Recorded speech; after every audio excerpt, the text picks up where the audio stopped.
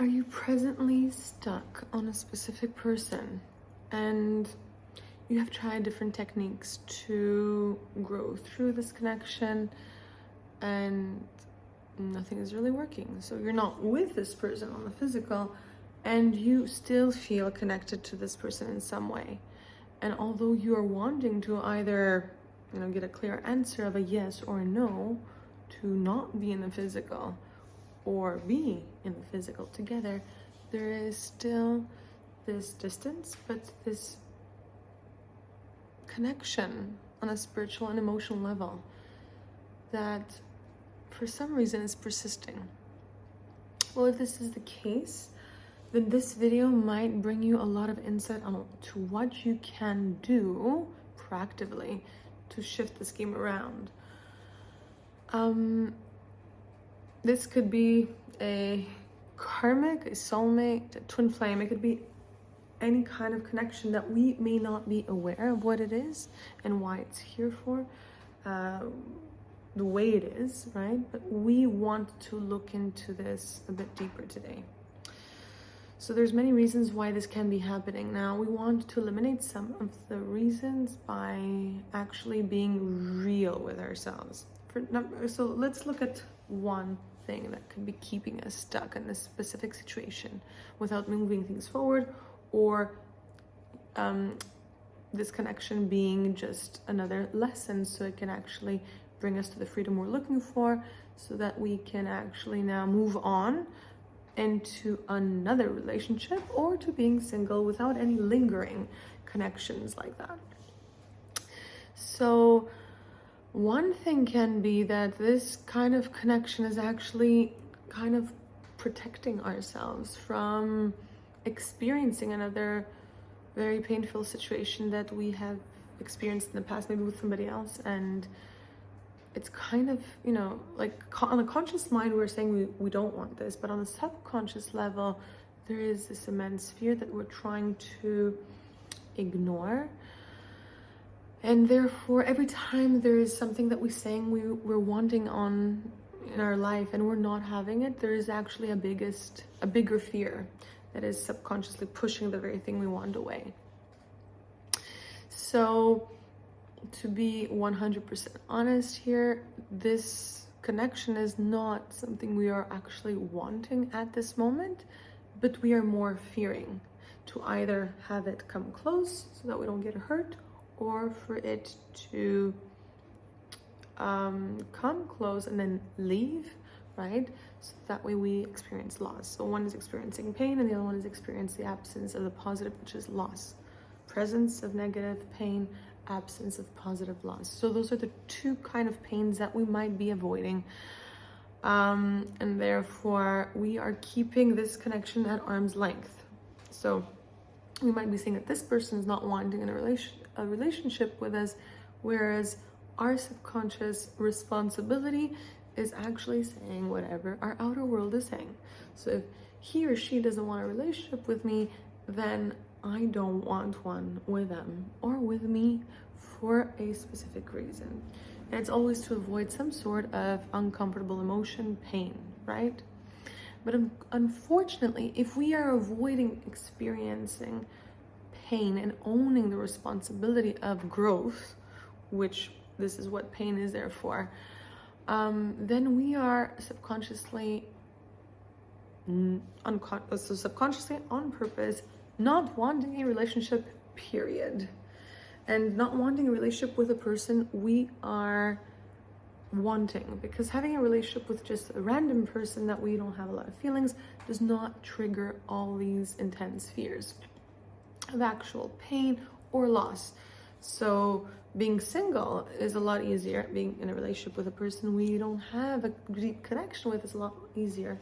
And as long as we have still to heal some wounds and triggers and look into our shadow, we will be creating dramatic situationships where we will have a good excuse of why, logical excuse of why this is happening. And usually it's a projection. This excuse is a projection.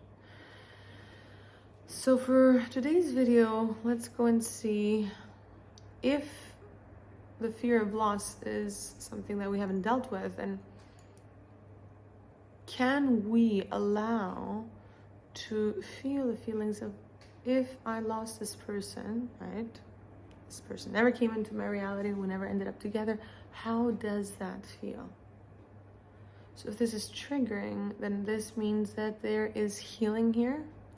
And that means that this is also proof and reason why we are not in a committed, loving, beautiful relationship. We're not experiencing one at the moment. So if there is a trigger at this thought that if I were to lose this person and not have him, not end up being together, how does it feel? Just sit with this and just be present with this feeling and allow for this trigger to open up the portal of fear, because this here, the fear that we're actually experiencing in this moment, is the reason, as long as it's, unfelt and unhealed, because if we don't allow to feel the fear, we cannot heal it, and then we cannot shift our reality. So as long as this is not felt to heal, it becomes a blockage to what it is we're wanting. So that's the one side of the coin. The other one is to allow, what is the worst thing that could happen? So if this person is in my reality, what kind of pain am I afraid of re-experiencing? Usually these kind of fears that we are having for relationships are relationship wounds that we've had with past lovers or relationships, partners. And if we have not healed this from the past, then we have taken these fears and projected them onto the specific person. And so if this is bringing up thoughts, let's just sit there for a moment and think of, what are those fears, right? What is the potential threat and pain that a relationship that is meaningful for me can bring? And so I allow for that to come up. So on the mental level, there's going to be thoughts of potential threats.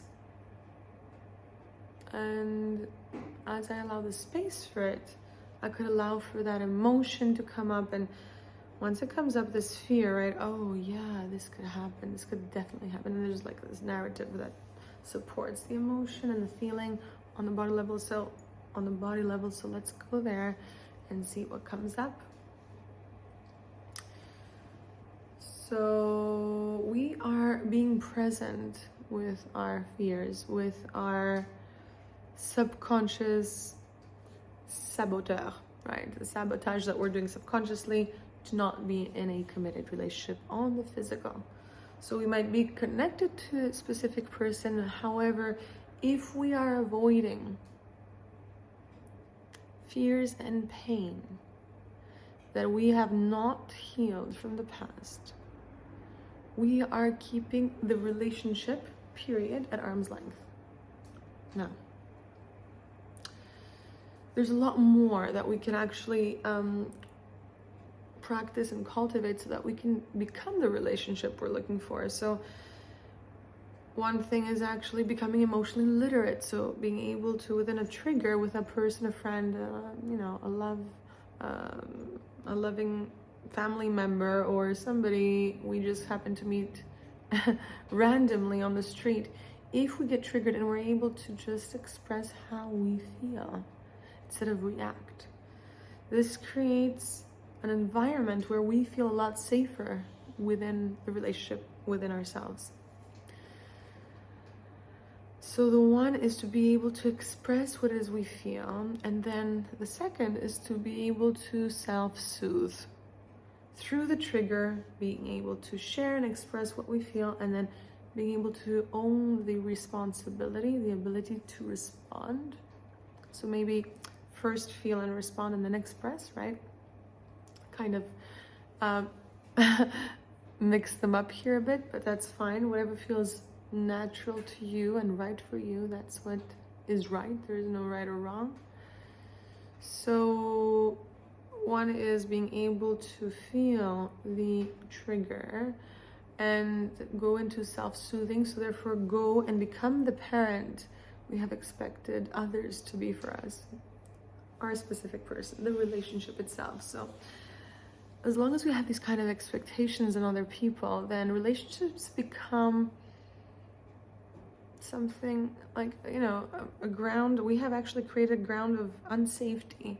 And so we are subconsciously really afraid of being in a relationship. So while we're cultivating this relationship within ourselves and our immediate environment, where it's a lot safer to express what it is we're feeling, because we're owning responsibility of our triggers and also placing boundaries. Okay, so expressing what we feel, expressing what it is we need, and expressing our boundaries is the outcome of owning responsibility of our wounds and triggers and shadow self, right? Shadow self and wounds all come up to heal through a trigger. So within a trigger, if we are wanting triggers to grow through them, then we are really on the right track. If we're avoiding them, then we have a lot of resistance into becoming the relationship we are wanting, and therefore we have a lot of resistance in being in a committed relationship with our other whole. And this could be called anything you want: soulmate, twin flame, just a person who's your other whole, because you're looking to own responsibility of who you are and you want to share this with another person. So what else can that be? So we have talked about fearing the fear of loss, fearing the pain, right? The pain that somebody can come into our lives, and then we talked about how to own responsibility of our triggers and become the parents our inner child is needing, and through that express what is we're feeling, needing, and our boundaries. Those all come together, kind of, right? The more we are able to allow for triggers to come in, work as a guide, as a teacher, so that we can access our inner world and own and access more and own more of who we are from the inside, then cultivating this relationship within is what we project later on the outer world as a physical relationship. So the more we allow for fear to become our guide, for triggers through thought or experiences to trigger us into more emotional connection within ourselves, so that we cultivate emotional maturity, the more present, now there's another one that's coming up, so the more present we want to be in our bodies throughout the day, because our mind wanders and it can go to that specific person, that we're not in a committed relationship. It can get stuck in rumination of lack, that, oh, others have relationships or I don't have one, where this specific person is doing this to me, is hurting me, is ignoring me, is rejecting me. So the more we could assist our healing and our self-love practice by, yes, doing all the things we said, calling in our fears and being there for them. And what we could also do is throughout the day cultivate presence within our body. So being present within our body is a beautiful way to ground ourselves instead of allowing our mind to just wander.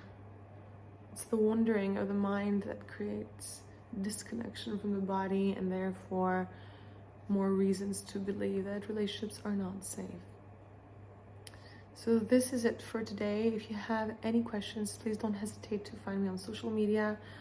I put the links in the description box, and I will be coming with some recordings soon so that you can see what we can work with together, either one-on-one or on a home setting where you could just listen to recordings and help you transmute energy and your block blockages from the inside out. So anything that's holding you back, remember, it's always from within, not from outside of us. There is no one outside. It's all a projection. And with that, on that note, I will see you on the next video.